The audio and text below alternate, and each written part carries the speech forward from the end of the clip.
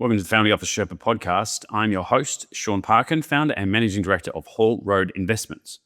The aim of this podcast is to provide practical and implementable advice for those looking to build, manage, or service a family office. This is not, however, investment advice, so please check the disclaimer in the show notes.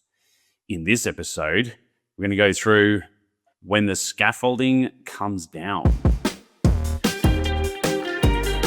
This is the Family Office Sherpa.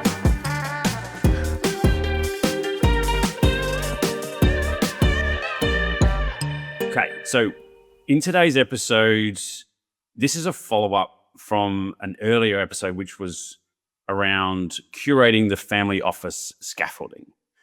And when I've sort of mentioned scaffolding, it's the structures and supports that help an office build.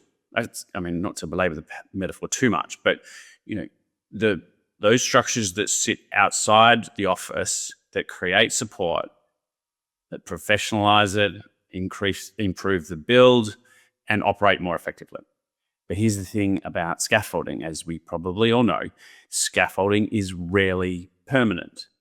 At some point, the office either has completed the use case or the project and doesn't need the supplier or the person anymore, or the needs might have changed, right?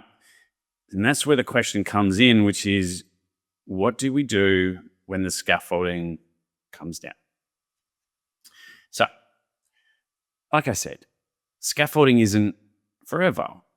It's as the offices professionalize, what they're doing is they're bringing in suppliers or individuals who provide structural advice, intellectual property transfer, IP transfer.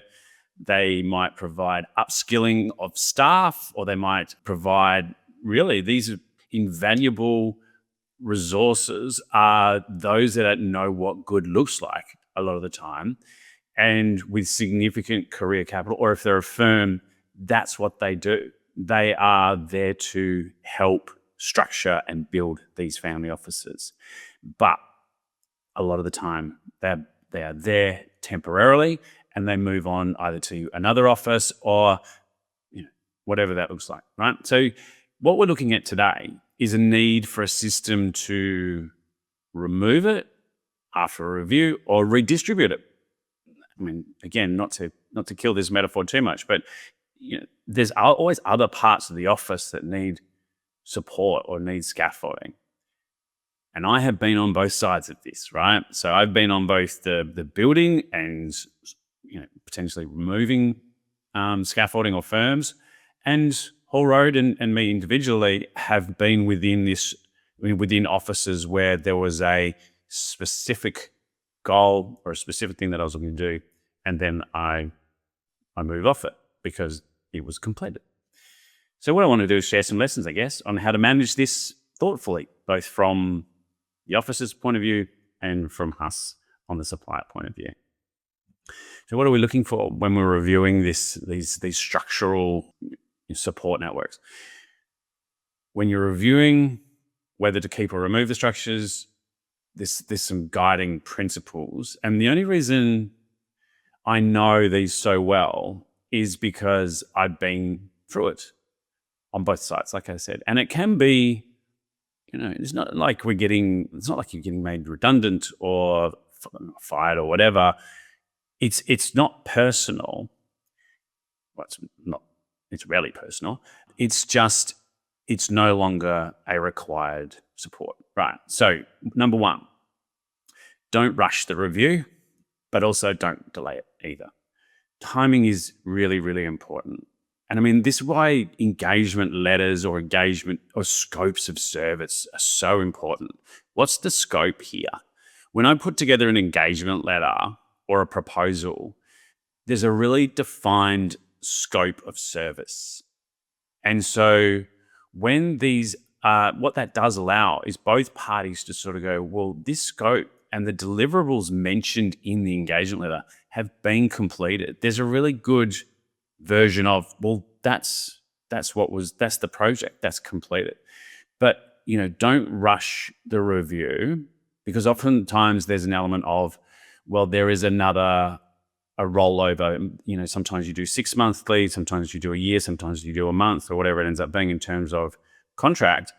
And if you're getting towards the end of that contract, don't rush it. Don't rush through it and go, well, I'm not 100% sure, but I think we should just move it off or something like that. Timing matters. Another thing to keep in mind is there an ability to redistribute that skill set? So internally, this is what I mean. So redistribute the skill sets that have been learned. So this is why process documents, they're a lot of part of what I do in terms of things like investment policy and stuff like that is documenting process, because there's one thing to sort of say, well, this is how I would do it and help them and do it for them to a certain degree. But there's something to be said for building a process, building a plan. This is what we went through to get to this point.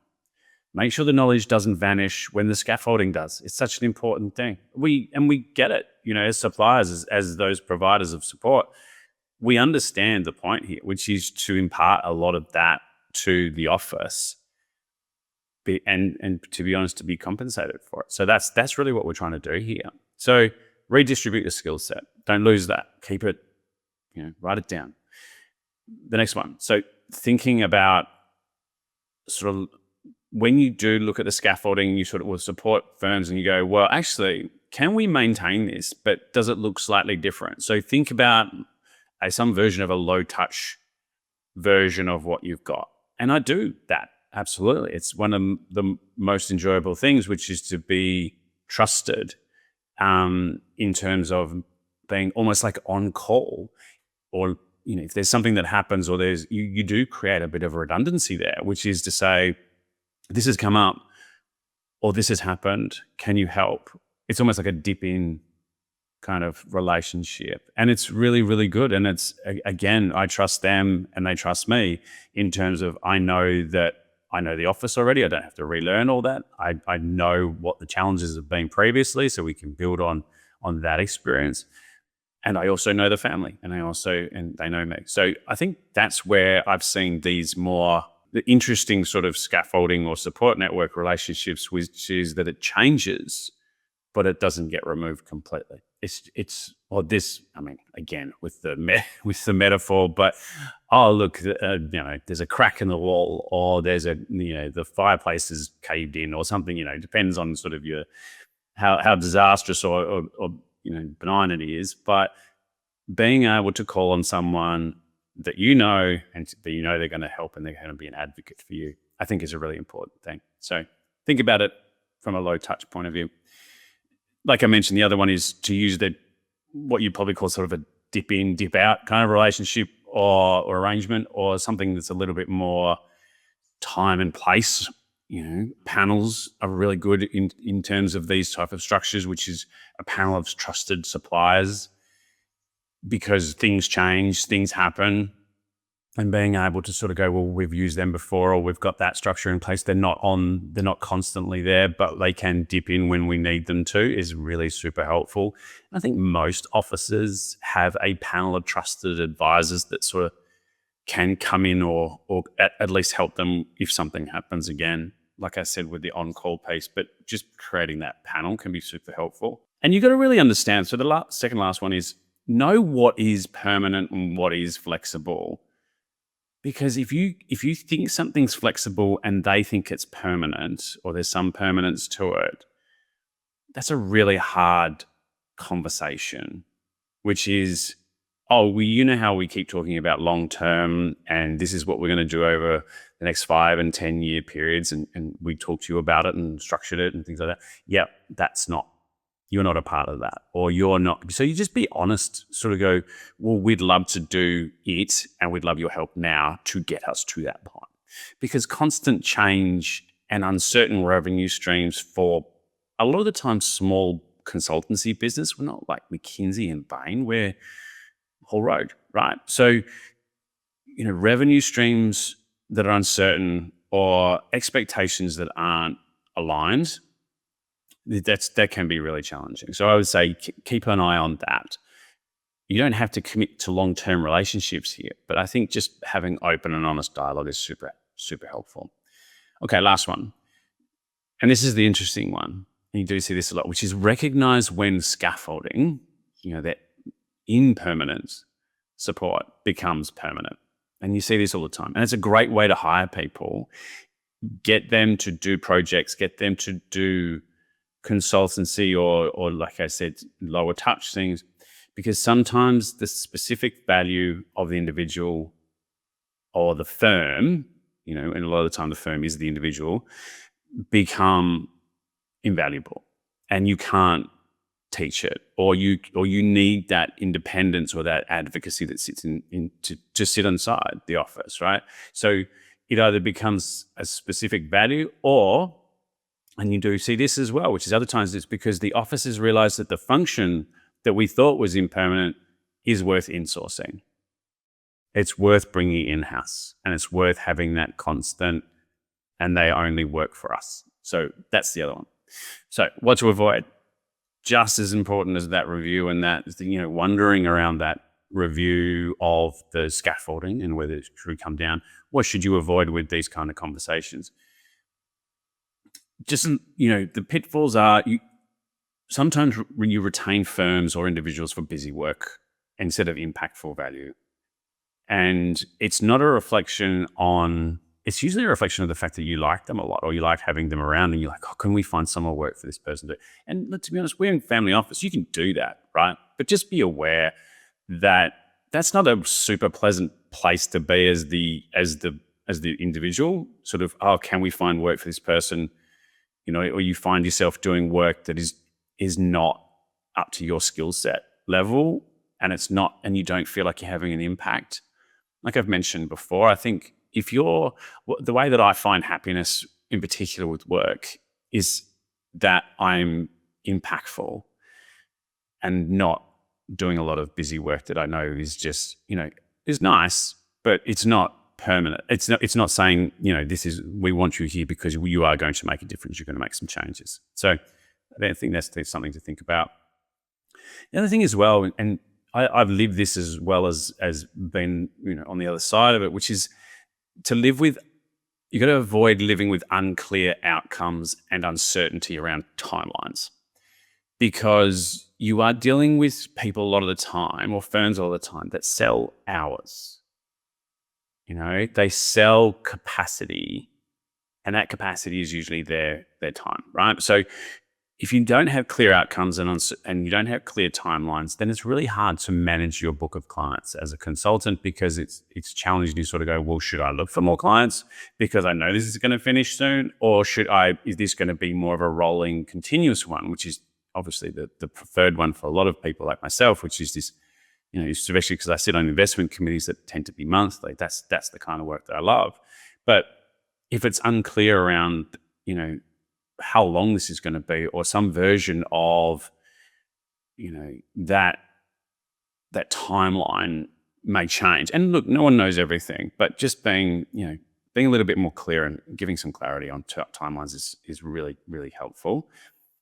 The other thing is, to avoid forgetting about the scaffolding firm's perspective. Cash flow can be lumpy and uncertain. So just be a little bit empathetic there. And finally, don't just tear it down. Don't rip scaffolding off, because, give notice, give a runway of some description, because what that allows you to do is sort of work off it and like I said, if you've got certain timelines and you're heading towards that timeline, it's really great to sort of go, well, now I can not wind down, but certainly go, well, is everything in place? Dismantle carefully, I guess is what I'm trying to get to. So, yeah, they're the things to avoid. So, and I just want to note, there is an emotional side here, right? Which is taking down scaffolding can be an emotional experience for a lot of people, especially when you've worked for an office for a period of time with great people, great office, great people, nice people, and they're happy with the work you've completed. So all these things that you would sort of go, that was great, that was excellent, and then it's no more. That can be a challenging thing to live with. So why would firms take on projects that might make themselves redundant to a certain degree? The answer is simple for a lot of them: is they're confident. They're confident of their value, and they know what good looks like, and they're not afraid to help get a client there, even if it means them stepping back. That's the difference, I think.